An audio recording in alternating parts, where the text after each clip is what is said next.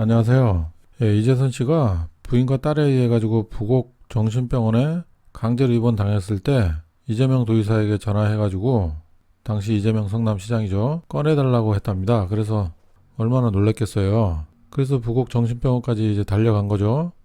그런데 이제 보호 의무자가 입원시킨 거라서 빼낼 수는 없었다 그럽니다. 근데 이재명 도지사가 왜 갔을까요? 2012년에 뭐 지금 강제 입원시키려고 그랬다고 그래서 지금 난리들인데 지금 재판까지 그걸 받고 있는데 뭐 정말로 형님을 싫어해가지고 강제 입원 시키려고 그랬고 뭐 병원에 그러고 그냥 처박혀 있기를 바랬다면은 이재명 도지사가 그렇게 찾아갔겠어요? 깜짝 놀래가지고 찾아간 건데 그만큼 이재선 형님을 생각하니까 달려간 거겠죠.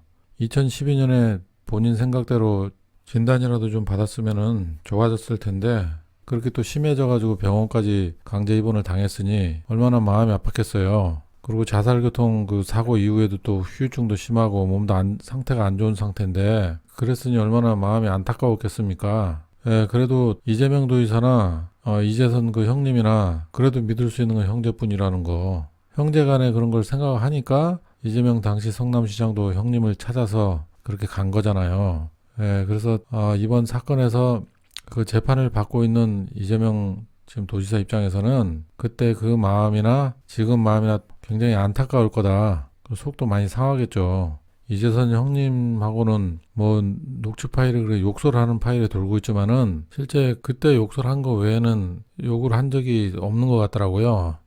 그래서 그 이재명 도지사가 그 이재선 형님한테 왜 욕을 하게 된 건지 그 욕을 하게 된 그 이유가 있거든요. 무조건 싸우려고 욕을 한 게 아니에요. 그래서 그런 내용을 한번 좀 살펴보죠. 네, 이 글은 그 막내 동생 이재문의 호소문이라고 2012년 6월 23일 날 글 써놓은 거예요. 이거 많이들 보셨을 텐데 이 글 중에 보시면은 5월 28일 날 어머니 찾아가가지고 시장에게 전화하라고 이제 연결하라고 집과 다니는 교회를 불질러 죽이겠다. 그렇게 해서 어머니를 협박했잖아요. 그래가지고 어머니가 굉장히 불안해가지고 집도 못 들어오고 바깥으로 돌면서 불안해 하셨다. 이런 얘기를 지금 쓰고 있어요. 그러면서 공포에 떠는 어머니가 더 이상 협박이나 해를 입지 않는 방법을 찾기 위해 전문의와 상의한 결과 셋째 형님은 어머니를 위협해 넷째 형님을 움직여 요구를 관찰하려 하므로 어머니에게 협박을 못하게 하려면 넷째 형님이 직접 셋째 형님에게 강경 대응을 해야 한다. 이런 조언을 들었어요. 그래가지고 환자와 동일한 방법, 폭언과 위협을 쓰는 것이 좋다. 이렇게 얘기가 된 거예요. 전문의랑 상담한 결과. 그래가지고 형님하고 통화하면서 이제 욕을 하게 된 거고 그리고 또 형수하고도 또 통화하면서 욕을 했죠. 욕을 했는데 그 쌍욕 부분은 조작된 것이라는 것은 그 형수의 증언에 의해 가지고 자백을 했죠 이제.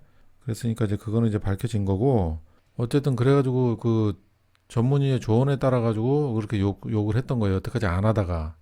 그때까지는 거역한 일이 없지만 이날은 어머니를 위협하지 못하도록 처음으로 정신과 전문의 조언에 따라 조치를 하였고 현재 셋째 형님은 더 이상 어머니를 협박하지 않습니다. 그래서 그 결과가 좀 괜찮았던 모양이네요. 이재문 씨의 글이었는데 이재영 씨 둘째 형님의 글에서도 나와요. 그게 블로그 글을 보면은 이재선의 경우에 형인 나한테도 뭐 이거 땡땡땡땡 이거는 이제 욕설을 막 하고 그래가지고 심하게 이제 또 나무랬던 모양이에요. 그 비슷한 방법을 써서 그렇게 했더니 그 후부터 제게는 그러지 않습니다. 이렇게 그 둘째 형도 쓰고 있어요. 그러면서 이재선이 어머니에게 자꾸 입에 담지 못할 폭언 위협을 하니 이재명이 막아보려고 내가 한 방법대로 한 건데 이걸 공개한다며 오히려 자기 문제를 드러내니 답답합니다. 이렇게 이재영 씨 그 둘째 형님 그래서도 이재명이 욕을 하게 된 배경에 대해서 이렇게 나오고 있죠. 그리고 이렇게 막내하고 그 둘째 형이 말하는 것처럼 이재명이 욕을 그동안 안 했다는 것은 이재선 형님하고 통화에서도 나오거든요. 둘이 막 대화하면서 이재명이 형님한테 막 욕하고 막 이러면서 뭐 욕쟁이라고 그러니까 하는 얘기예요. 이거 잠깐 들어보시죠. 야, 너 임마 지금 내가 조금 전에 욕한 거하고 지금 두 번째 아니야. 이 정도까지 뭘 그래 이 새끼야. 예전에 그 이재명과 이재선 형님과의 그 관계는 2002년도에 그 녹취록을 들어보면 알 수 있는데요. 그리고 형제들도 얘기를 했듯이 이재명은 이재선 형님에게 그 말을 거역 못하는 관계였다. 이런 얘기를 또 하고 있어요. 그래서 그 녹취록을 들어보면은 이재명이 형님한테 형님이 약간 좀 이상한 증세를 보이니까 안타까워가지고 하는 그런 말투가 있어요. 그 녹취록 잠깐 들어볼게요. 백사 임마 소증약 한번 준 적 있어? 그러니까 형이 문제가 있는 거요.